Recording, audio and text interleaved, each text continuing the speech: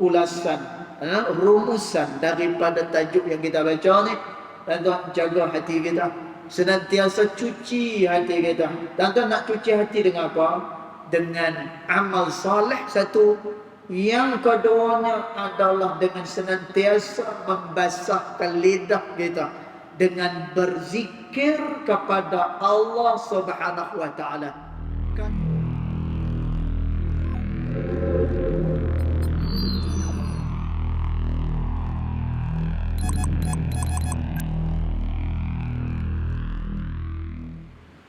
لكريم آله وأصحابه كرام الفاتحة. أعوذ بالله من الشيطان الرجيم. بسم الله الرحمن الرحيم. الحمد لله رب العالمين الرحمن الرحيم مالك يوم الدين. إياك نعبد وإياك نستعين. اهدنا الصراط المستقيم صراط الذين أنعمت عليهم غير المغضوب عليهم ولا الضالين. السلام عليكم ورحمة الله وبركاته. الحمد لله والصلاة والسلام على رسول الله سيدنا محمد بن عبد الله وعلى آله وصحبه ومن والاه. أشهد ونشهد أن لا إله إلا الله وأشهد أن محمدا عبده ورسوله. اللهم فصل وسلم على سيدنا محمد عبدك ورسولك النبي الأمي وعلى آله وصحبه وبارك وسلم. ثم أقول رب اشرح لي صدري ويسر لي أمري واحلل عقدة من لساني يفقه قولي أما بعد. قال الله سبحانه وتعالى في تنزيله: لقد كان لكم في رسول الله أسوة حسنة. صدق الله العظيم. ربي أدخلني مدخل صدق وأخرجني مخرج صدق واجعل لي من لدنك سلطانا نصيرا. إلهي أنت مقصودي ورضاك مطلوبي فأعطني محبتك ومغرفتك يا أرحم الراحمين. Alhamdulillah, pertama-tamanya kita merafakkan kesyukuran kehadirat Allah Subhanahu wa taala yang mana dengan limpah kurnianya, dengan rahmatnya, alhamdulillah pada malam ini sekali lagi kita diberikan kesempatan, ruang dan juga peluang oleh Allah Subhanahu wa taala untuk kita dapat bersama-sama sekali lagi di dalam majlis ilmu. Mudah-mudahan kita diberikan kebaikan oleh Allah Subhanahu wa taala. Allahumma amin. Tuan-tuan, puan-puan dirahmati Allah sekalian, kita sambung lagi pembacaan kitab Adab Sulukil Murid yang dikarang oleh Al-Imam Al-Habib Abdullah bin Alawi Al-Haddad rahimahullahu ta'ala pada ibarat yang berikutnya. Maka dia kata, Bismillahirrahmanirrahim. Qala muallif rahimahullahu ta'ala wa nafa'ana bi'ulumihi fid daraini amin. Dia kata wa fil qalbi akhlaqun kathiratun mazmumatun. Dia kata, dan pada hati itu dia kata akhlaqun, terdapat akhlak-akhlak yang terpuji, kathiratun mazmumatun, dan tak kurang juga banyaknya sifat-sifat yang mazmumah, yang berada pada hati. Tuan-tuan, hati ini dia disebut sebagai qalbun. Qalbun ni maknanya adalah yang berbolak-balik. Dia boleh pi kepada benda yang baik dan dia juga boleh pi kepada benda yang tidak baik. Dan kerana itulah hati ini dia disebut sebagai qalbun, iaitulah benda yang mudah sangat dia berbolak-balik. Kalaulah hati tersebut dijaga, maka dia akan terkesan dengan perkara-perkara kebaikan. Kalaulah dia tak dijaga, maka hati akan dihinggapi dengan segala mazmumah atau dengan sifat-sifat yang tercelah. Maka dia kata lam nadhkurha, dia kata hirsan 'alal ijaz. Maka kami tidaklah menyatakan semua sekali tentang mazmumah yang berada di dalam hati manusia itu 'alal ijaz, kerana kami nak meringkaskan perbicaraannya. Dan tuan, jadi Al-Imam Al-Haddad rahimahullahu ta'ala dia kata yang dibincangkan pada tajuk hati ini ianya adalah ringkas sahaja, dan kalaulah nak dibincangkan lagi, soal berkenaan dengan hati ini sangat-sangat banyak. Dan tuan, ini adalah kerana titik tolak seseorang itu sama ada dia baik ataupun tidak, ianya adalah berdasarkan kepada hati seseorang.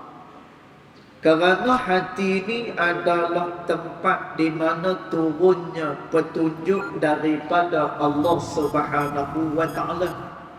Dan tuan, daripada hati jugalah turunnya segala sifat-sifat yang mazmumah dia akan melekat di hati.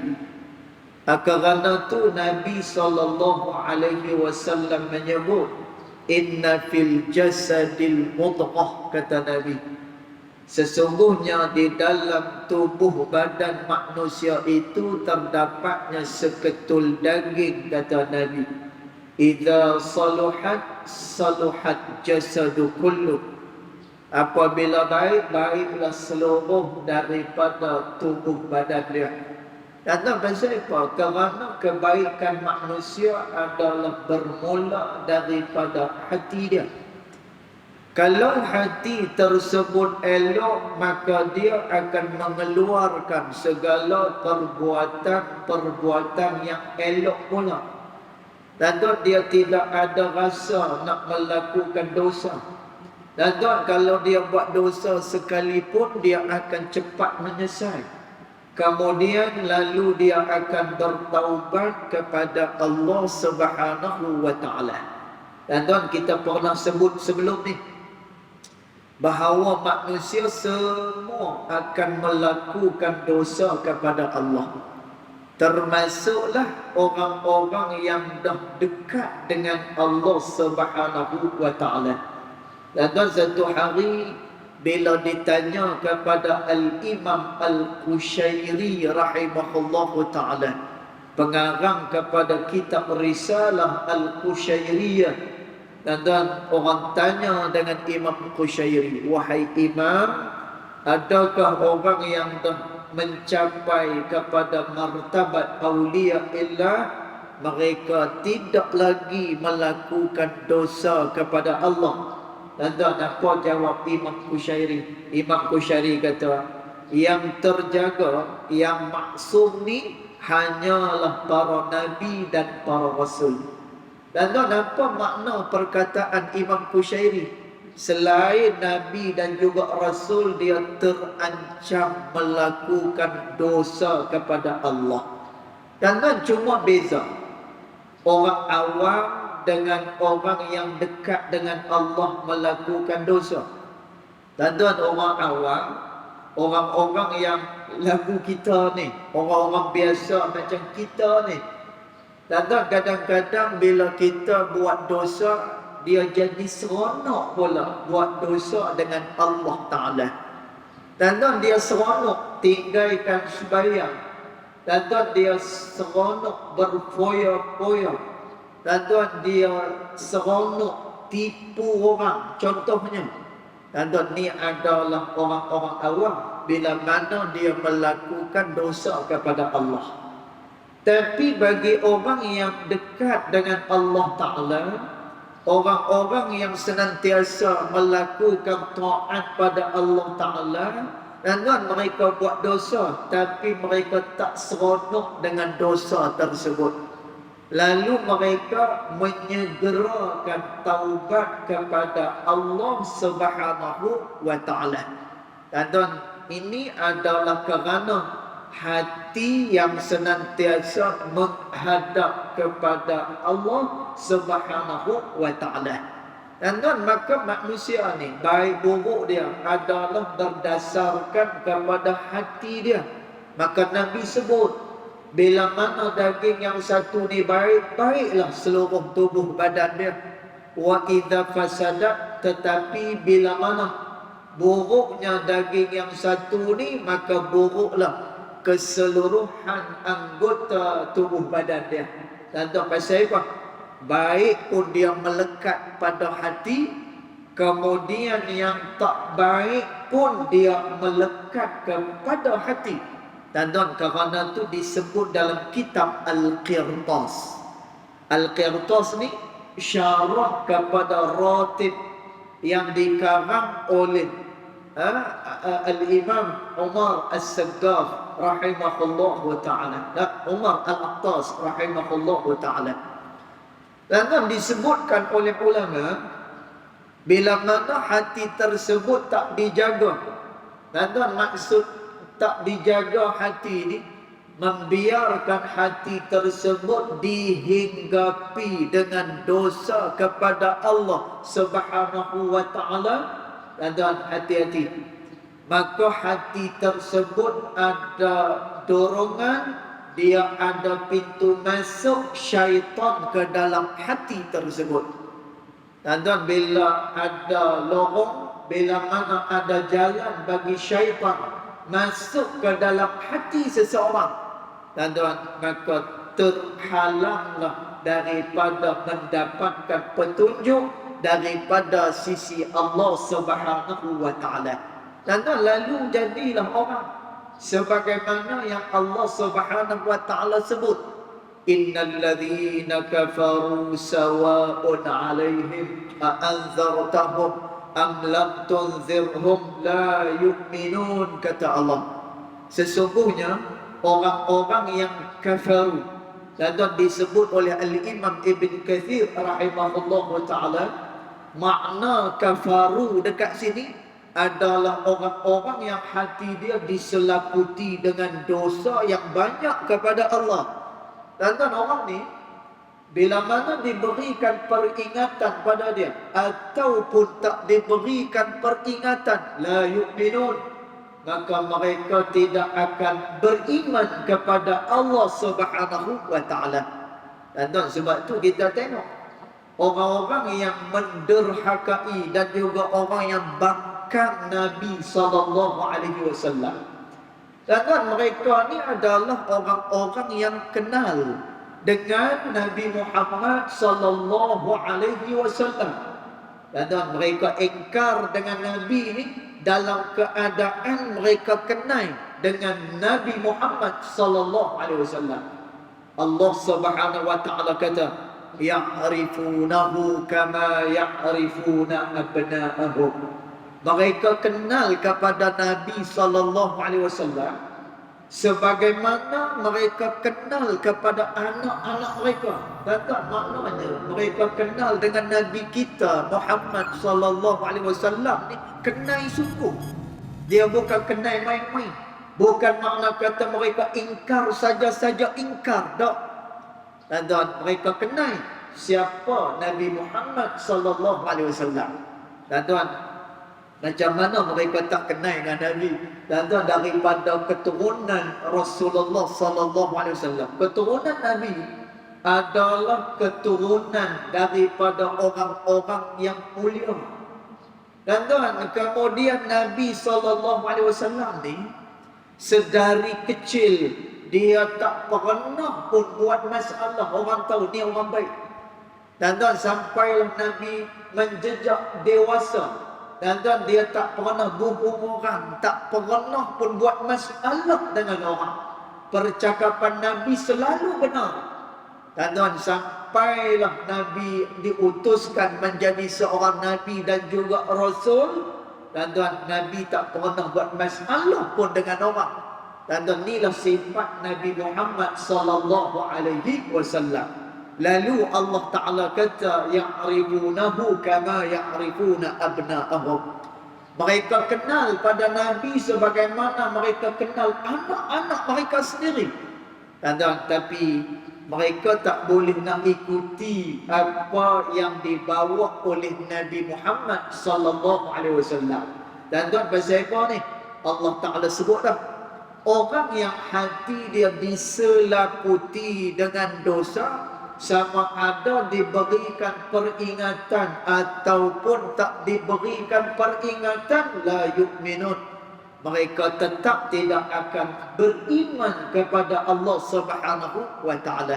Tuan-tuan, maka demikian pentingnya kita menjaga hati tersebut agar ianya tidak diselaputi dengan noda dosa kepada Allah Subhanahu wa taala. Dan kerana itu disebut di dalam kitab Atharul Ma'siyah yang dikarang oleh Al-Imam Ibn Qayyim rahimahullahu ta'ala.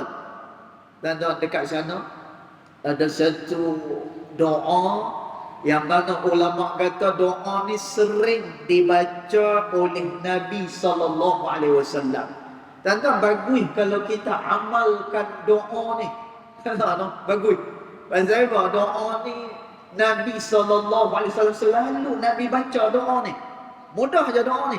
Allahumma inna na'udzubika minal hammi wal hazan wa na'udzubika minal ajzi wal kasal wa na'udzubika minal jubni wal bukhli wa na'udzubika min ghalabatid daini wa qahrir rijal. Dan dalam doa ni Nabi sallallahu alaihi wasallam minta perlindungan kepada beberapa perkara.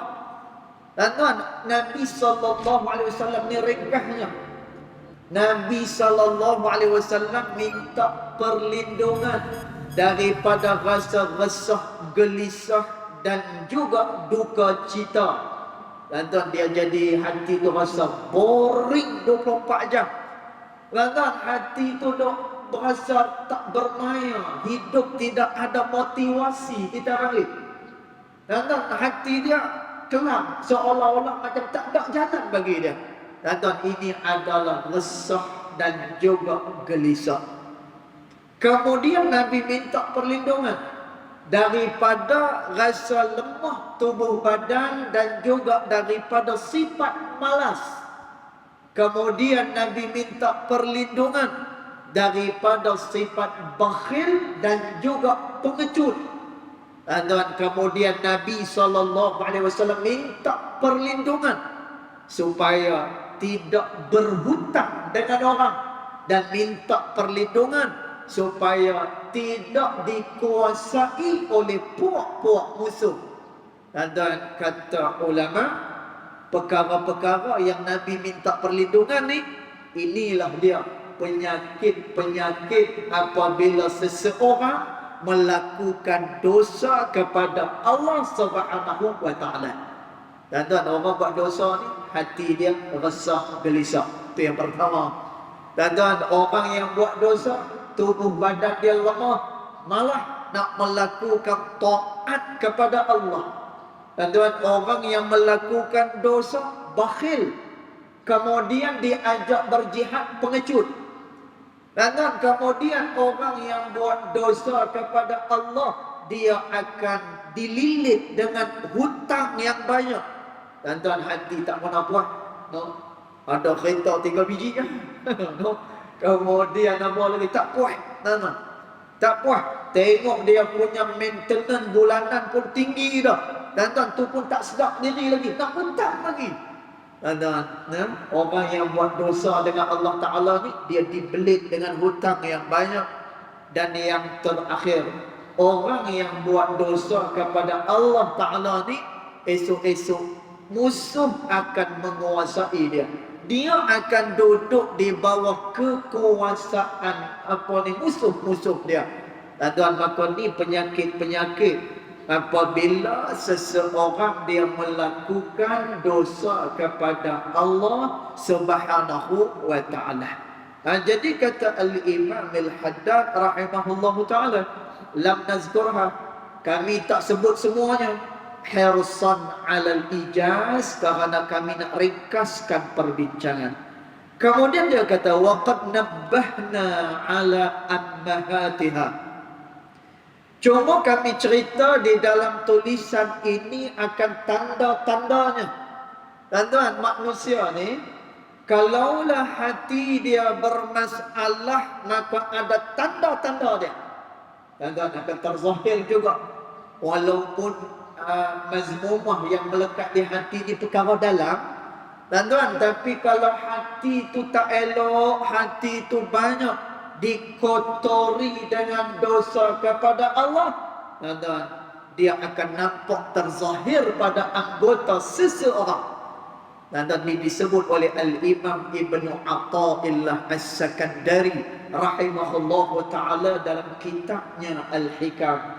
Tuan-tuan, kata Imam Ibn Athaillah, sesungguhnya hati itu raja. Dia kata, manakala anggota tubuh badan itu rakyat, dan rakyat akan mengikut agama raja dia. Tuan-tuan, hati itu raja. Manakala anggota tubuh badan ni adalah rakyat kepada raja, dan rakyat akan mengikut agama raja. No? Sebab tu, no? Kita ni kadang-kadang kalau tunjuk perangai kita, no? Tuan-tuan, tu apa yang ada dekat dalam hati kita sendiri. Tuan-tuan, orang yang hati dia bersih, orang yang hati dia dekat dengan Allah Subhanahu wa taala, fikrah dia, pikiran dia akan senantiasa terdorong melakukan perkara-perkara kebaikan dan taat kepada Allah Subhanahu wa taala. Tuan-tuan, Al-Imam Al-Ghazali rahimahullahu taala sebut dalam kitab dia Bidayatul Hidayah. Tuan-tuan, kata Al-Imam Al-Ghazali rahimahullahu taala, hendaklah kamu melakukan apa-apa yang disukai oleh Allah, dan hendaklah kamu berada pada tempat-tempat yang disukai oleh Allah Subhanahu wa taala, dan senantiasa dalam keadaan taat pada Allah. Tuan-tuan, siapa dia yang boleh 24 jam dalam taat pada Allah Taala ni? Tuan-tuan, yang boleh buat macam ni, dia berada pada tempat-tempat kebaikan, dia berada dalam keadaan disenangi oleh Allah Subhanahu wa taala. Tuan-tuan, mereka ni adalah orang-orang yang menjaga hati dia daripada dimasuki dengan dosa kepada Allah Subhanahu wa taala. Jadi kata Imam Al-Haddad, dia kata apa? Waqad nabbahna ala ammahatiha. Cuma kami terangkan berkenaan dengan tanda-tanda kalaulah hati tersebut ianya berpenyakit. Tuan-tuan, kalau hati itu ada penyakit, dia ada tanda dia. Yang ni disebut oleh Al-Imam Fathul Musili rahimahullahu ta'ala antara tanda. Tuan-tuan, ni tanda ni, makna kata hati kita adalah tu dosa yang kita buat dengan Allah Ta'ala. Tuan-tuan, maknanya adalah tu benda-benda yang tak disukai oleh Allah Subhanahu wa taala. Tuan-tuan, tiba-tiba dia ada hasad, tiba-tiba ada riak, tiba-tiba ada sum'ah, tiba-tiba ada ujub. Tuan, dia kena muhasabah balik. Apa gamaknya? Dosa yang dia lakukan kepada Allah Subhanahu wa taala. Dan tuan kata Al-Imam Fathul Musi rahimahullahu taala, tanda bahawa hati itu berpenyakit bila mana dia lalai dengan dunia dia. Tuan, kalau dia Allah, zaman lo ni adalah zaman apa? Zaman lo ni zaman handphone, tuan-tuan. Zaman handphone. Apa taknya, tuan-tuan? Handphone ni Masya Allah, tabarakallah. Dengan skrin dia 4,000 AMOLED lah. Tak, saya pun tak faham, main cakap lah. Kena tanya dengan cameraman kita ni, dia pun tahu. 4,000 AMOLED lah. Lepas tu apa lagi, macam-macam ciri-ciri dan perisian di dalam handphone kita. Tuan-tuan, dia 24 jam dengan benda tu. Bangun tidur, WhatsApp dulu. Kemudian nak tidur, Facebook. Tertidur dengan apa ni, dia tengok Facebook tu. Masya Allah, tabarakallah. Tuan-tuan, hari ni ramai orang yang sibuk dengan benda-benda yang seumpama tu. Hatta ada orang yang dalam majlis ilmu pun kadang-kadang tengah duduk dengar khatib sedang berkhutbah. Tuan-tuan, elok-elok dia pergi layan dia punya handphone dia. Kan? Tuan-tuan, kalau dia tulis apa kuliah, apa ni benda-benda kuliah, dia tulis isi-isi penting yang ada dalam pengajian, itu tak apa. Tuan-tuan, yang saya cerita ni apa dia? Tengah orang khutbah Jumaat, dia pilayan game. Itu dia. Counter Strike, lepas tu apa lagi macam-macam. Tengah-tengah doa apa ni, tengah-tengah orang khutbah Jumaat ni. Tengah-tengah orang duk mengajar ni. Boleh lagi. Tuan-tuan, tak beradab di dalam apa? Di dalam majlis yang dimuliakan oleh Allah Subhanahu wa taala. Dan tuan, kata Imam Fathul Musili, kalaulah kamu tengok kamu lalai dengan dunia ni. Tuan-tuan, dunia ni dia bukan salah. Dunia ni bukan untuk ditinggalkan, tetapi untuk dimakmurkan di dunia. Dan dunia ni bukan untuk kita masukkan dalam hati, tak. Dia sebagai jambatan ke negeri akhirat. Tuan-tuan, kerana tu Nabi SAW memuji kepada orang yang ada harta, tetapi dia orang yang bertakwa kepada Allah Subhanahu wa taala. Sehingga kata Nabi SAW, ni'mal mal fi yadis salihin. Kata Nabi, alangkah eloknya kalau harta ni boleh kepada orang-orang yang saleh, kata Nabi SAW.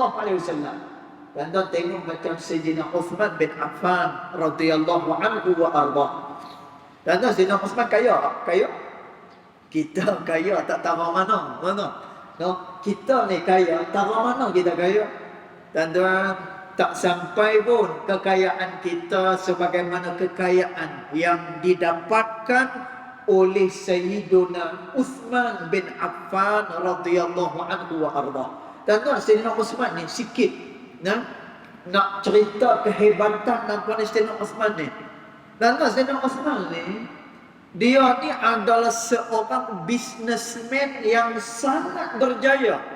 Tuan-tuan, masa dia hijrah ke Madinah, dia tak ada apa-apa.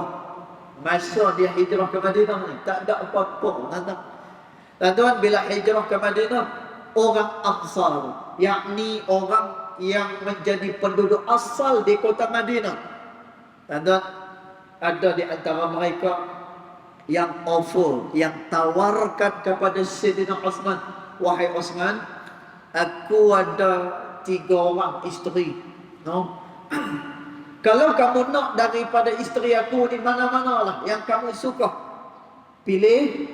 Aku ceraikan dia, nanti dah habis dah waktu iddah apa semua sekali, kamu kahwinlah dengan dia. Tak tahu sampai tahu tu sekali. Orang Ansar ni membantu kaum Muhajirin yang akhirnya disatukan oleh Nabi Muhammad sallallahu alaihi wasallam. Tuan-tuan, Tapi orang yang jenis fikiran panjang, lepas tu orang yang mau kita kata apa? Kita kata orang yang terbaik ni, dan dia tak ambil kesempatan. Kalau kita lah, kalau kita orang ada 3, lepas tu boleh cerai salah seorang, kita ambil yang paling akhir sekali, yang paling muda sekali. Yang paling muda, yang paling segak sekali tu kita. Sayyidina Uthman bin Affan, dia kata apa? Tak apa, yang ni aku tak mau. Lalu ditawarkan lagi, tak mau yang ni tak apa. Wahai Uthman, aku ada banyak harta. Apa kata daripada harta aku ni separuh untuk kamu, kata orang Ansar ni. Tanda separuh untuk Sayyidina Uthman dia nak bagi. Tanda Sayyidina Uthman kata tak apa, aku tak mau semua ni. Aku cuma nak cari kat mana pasar. Allahu Akbar. Tanda dekat mana pasar? Aku nak cari pasar. Tanda maka kawan Ansar ni pun bawa Sayyidina Uthman pergi ke pasar. Tanda masa Sayyidina Uthman pergi ke pasar, dia tengok, dia survey. Yang ni jual goreng pisang cheese. Contoh macam tu lah.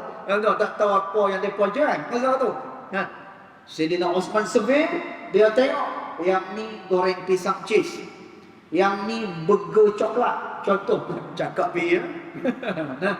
Yang ni ayam goreng strawberry. Contoh. Tuan-tuan, Sayyidina Uthman ni Masya Allah orang yang bijak dan juga luas wawasan dia. Tuan-tuan, dia tak tengok, orang ni mega, apa ni goreng pisang cheese, tengok laris laku. Dia pun buka lah juga goreng pisang cheese. Orang kita macam tu. Tengok kawan ni jual apa lagi? Ayam goreng strawberry contohnya. Dia pun nak buat juga ayam goreng strawberry. Tuan-tuan, Sayyidina Uthman bin Affan dia tengok apa yang tak ada kat pasar tu. Tuan-tuan, dia tengok apa yang tak ada dekat pasar tu. Akhirnya dia pun memulakan perniagaan dia dengan apa yang tidak ada dekat pasar tersebut. Sehinggalah tuan-tuan, dia menjadi pengeluar produk dia sendiri kepada orang yang memerlukan, kepada orang yang hendak kepada produk, dan produk tu tak ada di pasaran. Dia yang buat. Tuan-tuan, ni Sayyidina Uthman bin Affan radhiyallahu anhu wa arda. Tuan-tuan, ringkasnya Sayyidina Uthman lah yang telah menyelamatkan ekonomi orang Islam pada waktu itu. Bila mana orang Islam nak dapatkan bekalan air bersih, tuan-tuan, telaga yang dinamakan sebagai telaga Rumah yang dimiliki oleh seorang Yahudi. Tuan-tuan, nak ambil sebotol air ni akan dicas dengan duit yang begitu banyak. Maka Nabi SAW kata, aku bimbang, kata Nabi, kalau nanti ekonomi orang Islam ni terjejas kerana Yahudi seorang ni. Dan akhirnya Nabi buka tawaran, siapa dia yang boleh membeli telaga Rumah ini, aku janji di dalam syurga Allah Subhanahu wa taala akan dibina baginya satu mahligai di dalam syurga Allah Subhanahu wa taala. Dan siapa yang melepaskan kesusahan orang Islam pada masa itu? Sayyiduna Uthman bin Affan radhiyallahu anhu wa arda. Dan jadi dunia bukan ditinggalkan, dimakmurkan. Dunia bukannya untuk diletak dalam hati, tapi sebagai jambatan untuk menuju kepada hari akhirat. Tapi ulama kata, bila mana kamu dah cenderung pada dunia, lalai sangat dengan dunia, Facebook 24 jam, kemudian apa lagi, WhatsApp 24 jam, lepas itu dia gian gian apa dah? Semuanya nak up status. Tuan-tuan, maka kata Imam Fathul Mursili, ketahuilah, maka kelalaian kepada dunia ni menandakan bahawa hati tersebut telah diturunkan penyakit. Hati itu telah pun berpenyakit. Maka kata Imam Al-Haddad rahimahullahu ta'ala, wa ummul jami', dia kata, tuan-tuan, ni sebagai ulasan. Malam ni habis tajuk ni.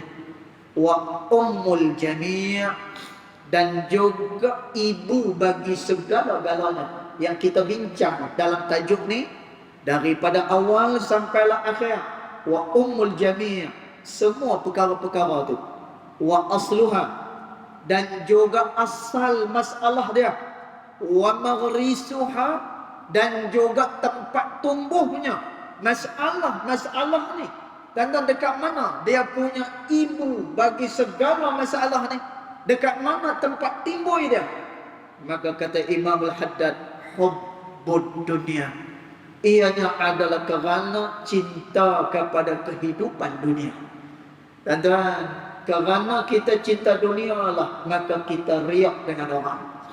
Tuan-tuan, kasih kepada pandangan orang, dia kasih kepada kedudukan di sisi orang, akhirnya dia menunjuk-nunjuk dalam amalan yang dia lakukan kepada Allah Subhanahu wa taala.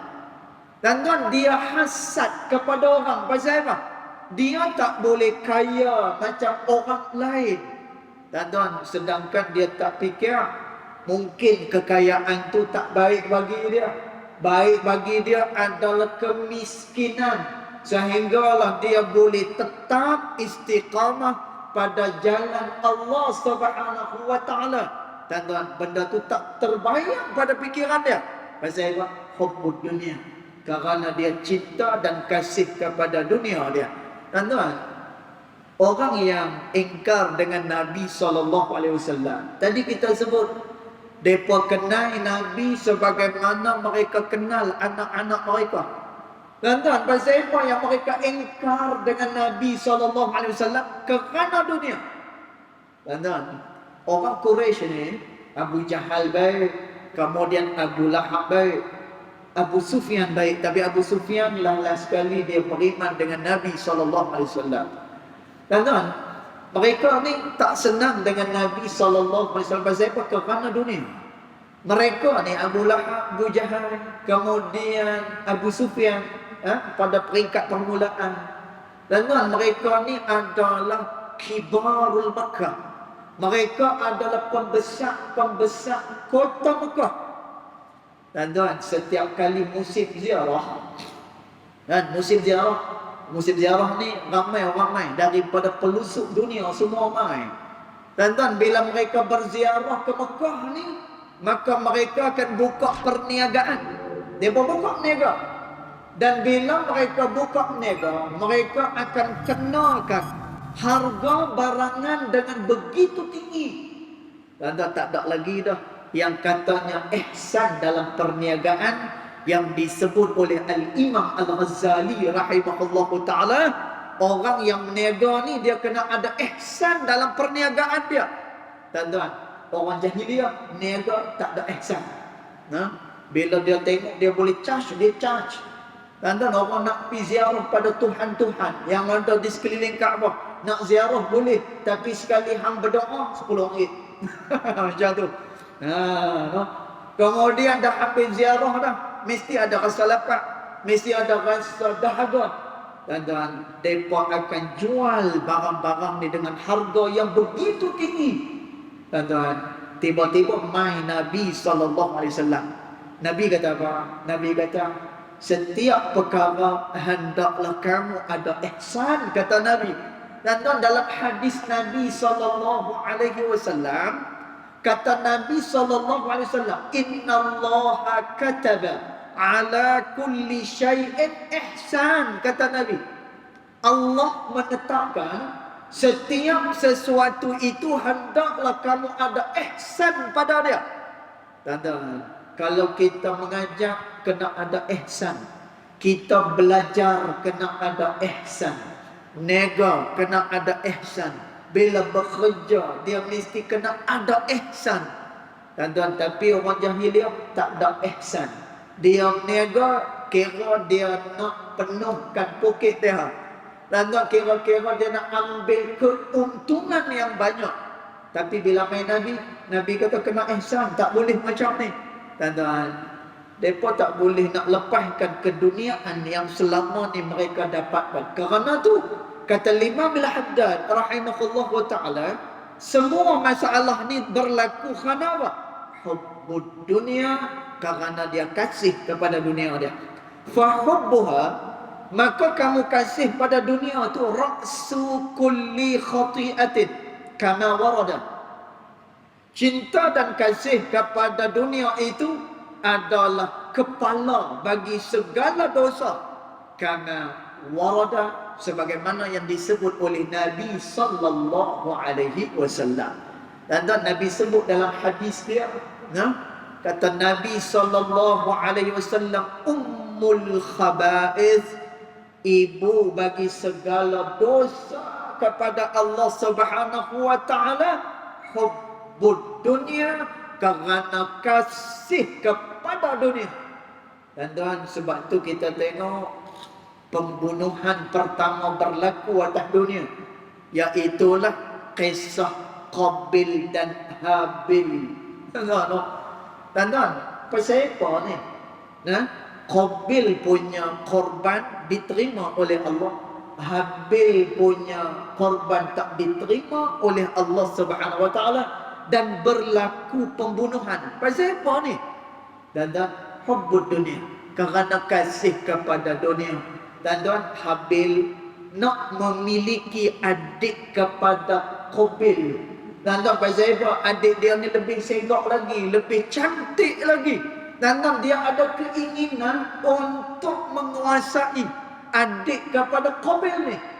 Dan tapi bila mana tak boleh, dan korban dia pula ditolak oleh Allah Subhanahu wa taala, dan timbul rasa benci, dendam, hasad di dalam hati dia, menyebabkan berlakunya pembunuhan kali pertama di atas muka bumi Allah Subhanahu wa taala. Kerana itu Nabi kata, ummul khaba'is, ibu kepada segala dosa ni adalah hubbud dunia, kerana kasih kepada dunia. Kemudian yang terakhir kata Imam Al-Haddad, wa idza salima al-qalbu minhu faqad salaha wa safa. Apabila hati itu selamat daripadanya, maknanya daripada cinta dan kasih pada dunia, faqad salaha wa safa, maka dia akan selamat dan bersihlah hatinya. Wa tanawwar wa taba, maka hati itu akan bercahaya, wa taba, maka jadi baiklah hati tersebut. Wa ta'ahhala liwaridatil anwar, maka layaklah baginya mendapatkan waridat daripada Allah Ta'ala. Dan hati yang bersih, hati yang dijaga, layak mendapat waridat daripada Allah. Dan apa dia waridat? Waridat berupa ilham yang baik. Dan waridat merupakan ilmu yang diberikan oleh Allah kepada seseorang. Dan apa dalil dia? Allah Ta'ala sebut dalam Al-Quran, ittaqullah, bertakwalah kamu kepada Allah, wa yu'allimukumullah, kamu akan diajak oleh Allah apa-apa yang orang lain tak tahu. Dan Masya Allah, ini diberikan kepada orang yang senantiasa menjaga hati dia. Kemudian dia kata lagi, wassaluha lil mukasyafati bil asrari, maka pada waktu itu dia pun akan mendapatkan mukasyafah, pembukaan bil asrar, akan segala rahsia-rahsia daripada sisi Allah Subhanahu wa taala. Dan tu rahsia-rahsia ni apa dia? Dia senantiasa diberikan hikmah oleh Allah Subhanahu wa taala.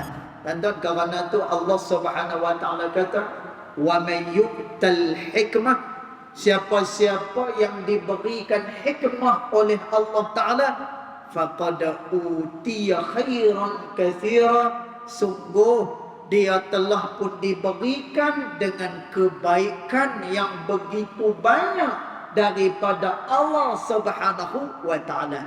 Dan orang yang diberikan hikmah, masya-Allah tabarakallah, Allah selalu memberikan kebaikan-kebaikan pada dia. Dan beza dengan orang yang tergesa-gesa. Orang yang tergesa-gesa ni selalu rugi. Bila mana tidak ada hikmah, dia akan rugi dalam kerja buat dia. Kerana tu kata Nabi SAW, al-ajalatu minasyaitan. Tergesa-gesa itu adalah daripada syaitan. Wal anah minallah. Manakala bertenang itu adalah daripada Allah Subhanahu wa taala. Dan tuan, maka seseorang tu dia tak akan boleh bertenang bila mana dia tidak diberikan hikmah oleh Allah Subhanahu wa taala. Maka kata Imam Al-Haddad, bila mana hati dia bersih dah, elok dah, maka pada masa tu Allah akan memberikan hikmah kepada dia. Maka dia pun hidup dan sebagai orang yang terbaik dan juga senantiasa selamat daripada segala fitnah. Kenapa? Dia berjalan di atas petunjuknya Allah Subhanahu wa taala. Jadi mudah-mudahan tuan-tuan dan puan sekalian, ulasan, rumusan daripada tajuk yang kita baca ni, tuan-tuan jaga hati kita, senantiasa cuci hati kita. Tuan-tuan nak cuci hati dengan apa? Dengan amal saleh satu. Yang keduanya adalah dengan senantiasa membasahkan lidah kita dengan berzikir kepada Allah Subhanahu wa taala. Kata Syekh Abdul Halim Mahmud rahimahullahu taala di dalam kitab dia Zikrullah, zikir kepada Allah. Tuan-tuan, kenapa kita perlukan kepada zikir ni? Kata Syekh Abdul Halim Mahmud, kerana zikir ianya adalah rukun untuk orang yang nak mendekatkan diri kepada Allah Subhanahu wa taala. Tuan-tuan, jadi kita ambil masa, tuan-tuan, lepas bayang subhanallah 33 kali, kemudian alhamdulillah 33 kali, kemudian Allahu akbar 33 kali. Tuan-tuan nak makan, baca doa. Kemudian dah lepas makan, baca doa. Nak tidur, baca doa. Bangun tidur, baca doa. Kemudian nak naik kereta, nak pergi kerja, baca doa. Dan kemudian apa lagi? Nak bersama dengan isteri, baca doa. Kemudian bila mana bersama-sama nak masuk dalam rumah, baca doa. Dan ni maksud orang ni senantiasa dalam keadaan berzikir kepada Allah Subhanahu wa taala. Bila dia lakukan amal saleh dan juga zikir, maka sucilah hati dia, dibersihkan hatinya pada Allah Subhanahu wa taala. Jadi cukup setakat tu, insya-Allah kita masuk pula pada minggu hadapan dengan fasal yang baru, insya-Allah.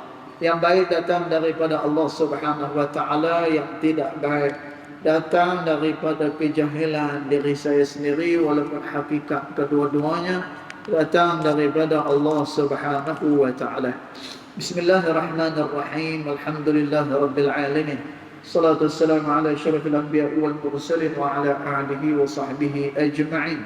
Allahumma ighfir lana ma akhta'na wa ma ta'ammudna wa ma asrarna wa ma a'lanna wa ma anta a'lamu bihi minna, antal muqaddim wa antal muakhir, la ilaha illa anta subhanaka inna kunna minadh dhalimin. وصلى الله على سيدنا محمد وعلى آله وصحبه وبارك وسلم والحمد لله رب العالمين. والله أعلم.